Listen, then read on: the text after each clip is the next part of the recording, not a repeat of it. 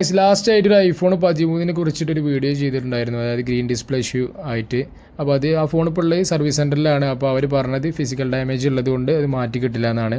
ആ ഒരു ഇഷ്യൂ വന്നതിന് ശേഷം, അതായത് കുറച്ച് ദിവസത്തിനുള്ളിലായിട്ട് വീട്ടിലെ മറ്റൊരു ഫോൺ, അതായത് ഐഫോൺ 13 Pro Max ആണ്, അതായത് ഈ ഫോണാണ് ഇപ്പോൾ ഗ്രീൻ ഡിസ്പ്ലേ ആയിട്ടുണ്ട്.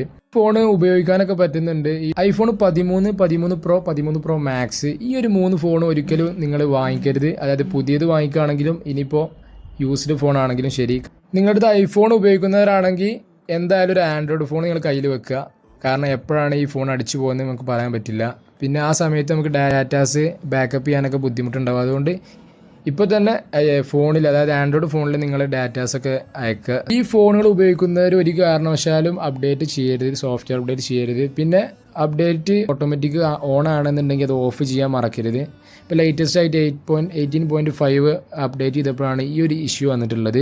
ഗൂഗിളിൽ ജസ്റ്റ് സെർച്ച് ചെയ്താൽ നമുക്ക് മനസ്സിലാവും എത്രത്തോളം ആളുകൾ ഈ ഒരു ഇഷ്യൂ വന്നിട്ടുണ്ട് ഗ്രീൻ ഡിസ്പ്ലേ ഉള്ളത് എന്ന് നമുക്ക് കാണാൻ പറ്റും. ഇങ്ങനെ ഇഷ്യൂ വന്നവരുണ്ടെന്നുണ്ടെങ്കിൽ സാധാരണ ഷോപ്പുകളിൽ കാണിച്ചിട്ട് അഴിപ്പിക്കാതിരിക്കുക. ആ ഒരു കാരണം കൊണ്ട് അവരിത് റിജക്റ്റ് ചെയ്യും. ഫിസിക്കൽ ഡാമേജ്, വാട്ടർ ഡാമേജ് ഒന്നും ഇല്ല എന്ന് ഉറപ്പുവരുത്തി നിങ്ങൾ ആപ്പിളുമായിട്ട് തന്നെ ബന്ധപ്പെടുക. ആപ്പിളുമായി ബന്ധപ്പെടേണ്ട നമ്പർ ഞാൻ താഴെ മെൻഷൻ ചെയ്യുക.